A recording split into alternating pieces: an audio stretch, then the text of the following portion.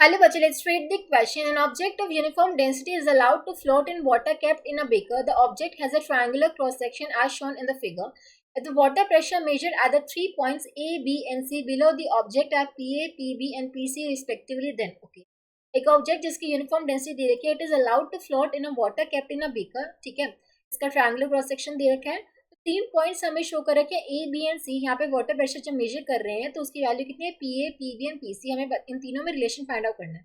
अब देखो यहाँ पे हम डायग्राम में देख सकते हैं कि जो तीनों पॉइंट है वो सेम हॉरिजॉन्टल प्लेन में लाई कर रहे हैं, सेम हॉरिजॉन्टल लाइन पे लाई कर रहे हैं ना.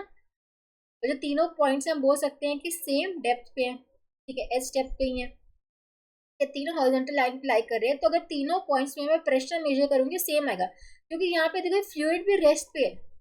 फ्लूइड है वो रेस्ट पे, यहाँ पे ऐसा एक्सेलरेशन नहीं हो रहा है, ठीक है. तो यहाँ पे जब ये फ्लूइड रेस्ट पे है तो तीनों पॉइंट से हॉरिजॉन्टल लाइन पे अगर अगर सेम हॉरिजॉन्टल लाइन पे मैं बात करूँ तो हर पॉइंट का जो प्रेशर होगा वो सेम आएगा, ठीक है.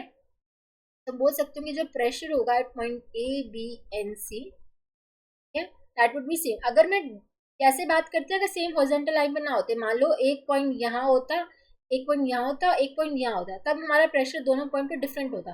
लेकिन जब मैं सेम हॉरिजॉन्टल लाइन पे बात कर रही हूँ, दोनों तीनों सेम ही डेप्थ पे हैं, ठीक है, तो यहाँ पे जो प्रेशर होगा ए, बी एंड सी पर वो क्या होगा, सेम होगा, ठीक है. सो तीनों पॉइंट पे सेम होगा, सो हम बोल सकते हैं अगर करेक्ट आंसर हो जाए दैट वुड बी सी.